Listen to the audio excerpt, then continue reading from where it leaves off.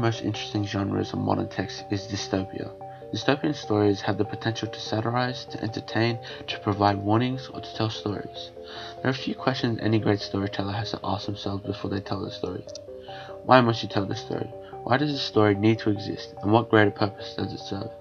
Something that all dystopian texts have in common is that they depict bleak futures.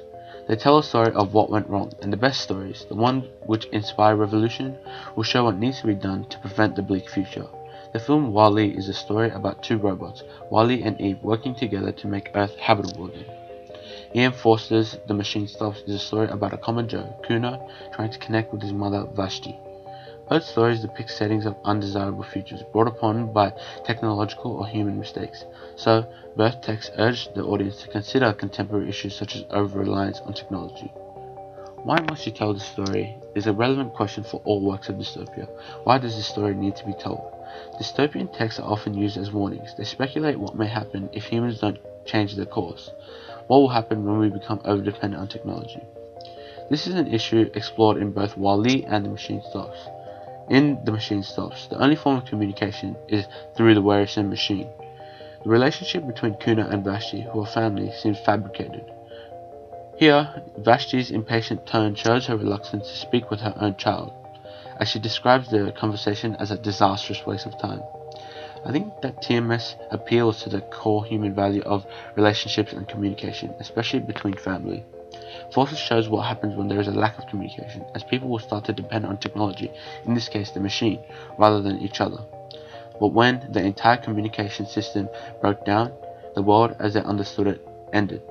I believe what Forster was trying to say with this story was that if we rely on technology too much, such as the internet, then our downfall will be aligned with the inevitable downfall of technology.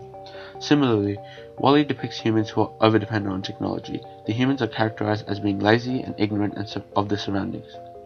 WALL-E also comments on corporatism, as the main corporate company, by and large, was what established the dependence on technology, and it made humans worse. We can see the extent of the influence through wide shots of mass advertising. However, towards the conclusion of the movie, it is shown that once humans are freed from the constraints of technology, they become more aware of their surroundings and try to bring Earth back to its original habitable state.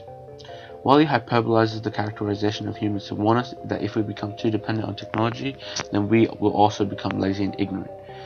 In order to take heed of the warnings, audiences have to understand the conflict.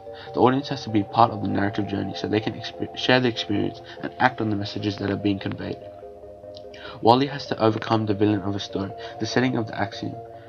Elements of the setting are thrown at him to produce conflict, such as the police robots and Otto, and this conflict is further dramatized as the audience follows him with a shaky camera shot.